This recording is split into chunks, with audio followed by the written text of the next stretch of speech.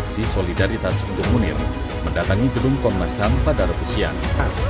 Warga yang mengklaim 98 hektar lahan belum dibayar memilih untuk bertahan. Dalam Undang-Undang 39 tahun 1999 ada tugas fungsi Komnas HAM untuk melakukan penyelidikan dan pemantauan manakala ada dugaan pelanggaran hak asasi manusia. Nah, pasal ini bisa kita kreasi menjadi pasal yang lebih fungsional gitu, dengan mengatur atau menyusun satu metode investigasi atau pendalaman kasus yang lebih profesional. Itu kan terobosan-terobosan di dalam melakukan investigasi yang sebelumnya misalnya belum pernah dilakukan, sehingga menghasilkan suatu kesimpulan-kesimpulan yang juga mungkin publik belum pernah memikirkannya. Istilah unlawful killing misalnya, itu belum sesuatu yang menjadi konsumsi publik. Kita lahirkan itu dengan bukti-bukti yang lebih akurat, lebih valid misalnya, dengan kesimpulan bahwa telah terjadi unlawful killing dengan rekomendasi-rekomendasi tertentu.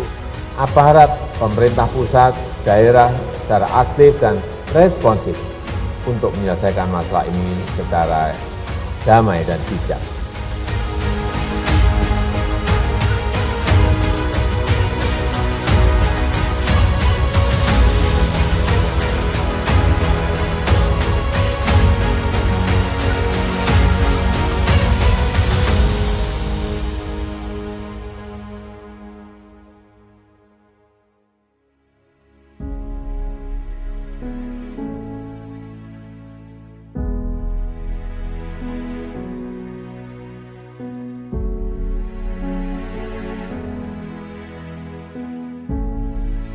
Hingga Komnas HAM ketika membuat terangnya peristiwa, jadi kan Komnas HAM itu kan ketika menangani kasus tidak hanya menyimpulkan ini pelanggaran HAM ataukah tidak, ya, tapi menuju pelanggaran HAM ataukah tidak. Kami akan mengumpulkan semua informasinya, membuat terang peristiwa. Dari terangnya peristiwa menyimpulkan apakah itu ada pelanggaran HAM ataukah tidak, baru kita akan ngomong pelanggaran HAM-nya apa. Itu metode kami untuk membuat terangnya peristiwa, termasuk misalnya rekam jejak komunikasi. Rekam jejak komunikasi juga kami cek. Nah, kayak begini, ini rekam jejak komunikasi, ini rekam jejak komunikasi yang dicek. Jadi siapa dengan siapa melakukan komunikasi, ya, itu akan menentukan sebenarnya keterangan-keterangan yang kita ambil itu apakah keterangan-keterangan yang disampaikan secara benar ataukah tidak. Nah, itu dicek semua. Nah, mekanisme kayak begini memang kami kembangkan 5 tahun terakhir ini. Kenapa? Karena ternyata Komnas HAM tidak hanya diharapkan untuk menentukan ini pelanggaran HAM atau tidak.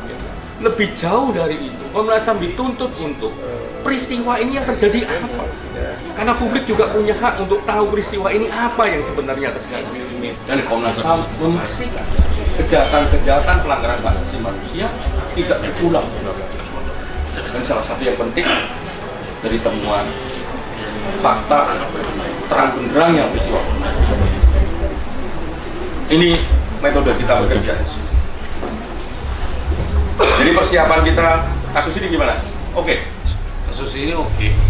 Hanya memang perlu beberapa pembuktian dari saksi ahli sebagai second opinion. Ada 16 peristiwa pelanggaran berat hak asasi manusia yang kami tangani, penyelidikan baru 4. Dari 4 penyelidikan baru itu, 1 ditindaklanjuti oleh Jaksa Agung ke Pengadilan Hak Asasi Manusia. Ke depan memang pertama yang harus kita maksimalkan adalah pengetahuan kita atau pengertian-pengertian tentang konsep pelanggaran hak asasi manusia yang berat, yang merupakan kejahatan yang sangat serius di muka bumi, itu memang harus ditingkatkan di Indonesia. Pada para keluarga korban dari pelanggaran hak asasi manusia yang berat ini, sesungguhnya negara berhutang pada mereka. Saatnya sekarang negara melunasinya dengan menegakkan keadilan agar harkat dan martabat semua keluarga korban dan para penyintas ini bisa pulih sebagaimana warga negara biasa lain. Salah satu problem yang dihadapi dalam persoalan hak asasi manusia di Indonesia adalah kebebasan beragama dan berkeyakinan. Salah satu kasus yang ada adalah kasus pendirian tempat ibadah, yaitu GBI Telogosari di Semarang. GBI Telogosari punya perjalanan panjang sebelum kemudian mereka berdiri, bangunannya berdiri, karena IMB yang diterima itu sudah berumur 23 tahun dan baru diselesaikan 2021. Artinya IMB dari tahun 98 baru selesai 2021. Ada peran Komnas HAM di situ. Dari situ Komnas HAM melihat bahwa upaya yang paling efektif adalah mediasi hak asasi manusia. Kenapa mediasi? Karena bisa mempertemukan semua pihak dalam satu meja begitu, dan kemudian bisa langsung mencurahkan begitu ya, sikap, pendapat, gagasan maupun juga tuntutan dari semua pihak dan didengar oleh pihak lain. GBI Telogosari harus berdiri karena itu adalah hak konstitusional warga negara yang harus dipenuhi oleh negara dan dihormati oleh warga negara.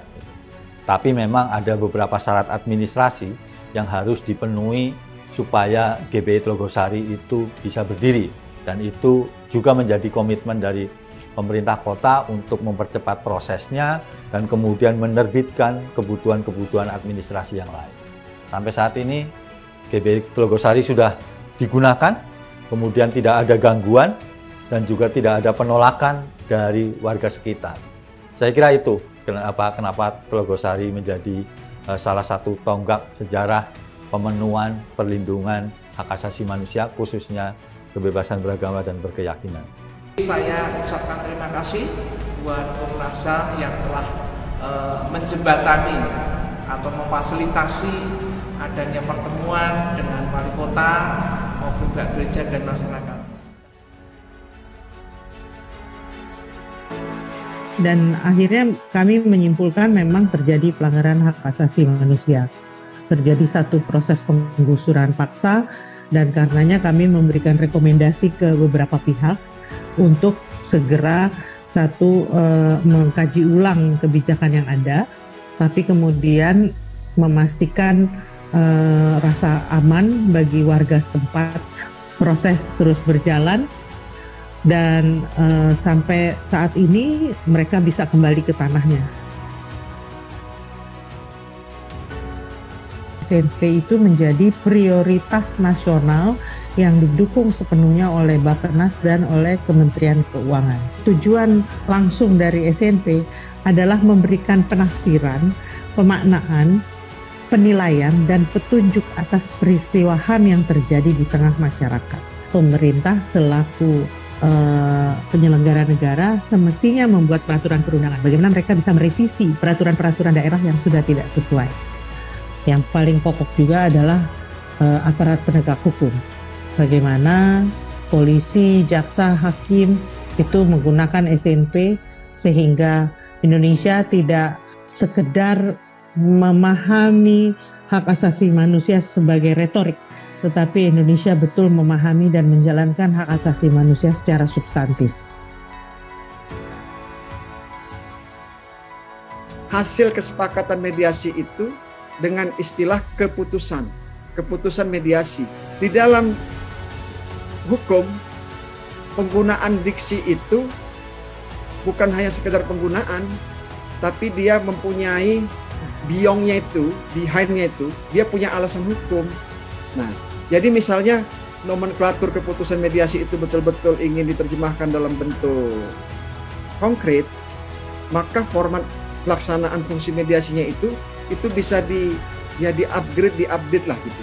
Karena mediasi Komnas HAM ini adalah mediasi otoritatif, ya, dimandatkan oleh undang-undang, dan di dalam pengaturan tentang itu disebut hasil kesepakatan itu sebagai keputusan mediasi, maka sebetulnya Komnas HAM itu cara kerjanya bisa agak sedikit lebih tegas.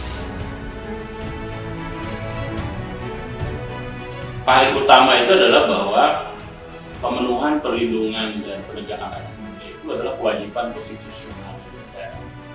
Maka negara harus hadir dari setiap dugaan pelanggaran hak manusia itu untuk bisa menyelesaikan. Komnas HAM hadir untuk memastikan semua proses tadi bisa diselesaikan secara adil dan beradab. Tantangan terbesar dari pemajuan dan penegakan HAM di Indonesia saya kira adalah konflik kepentingan antara negara dan warga negara, di mana seharusnya negara itu wajib memenuhi, melindungi, menghormati hak setiap warga negara seperti yang ada di konstitusi. Bagaimana harkat dan martabat manusia diletakkan pada posisinya, bukan sebagai objek, bukan sebagai pelengkap, tetapi memang sebagai roh dari kehidupan warga negara di Indonesia. Di masa datang, dengan memanfaatkan perkembangan teknologi komunikasi, Komnas HAM bisa hadir dimanapun dan kapanpun untuk melayani masyarakat.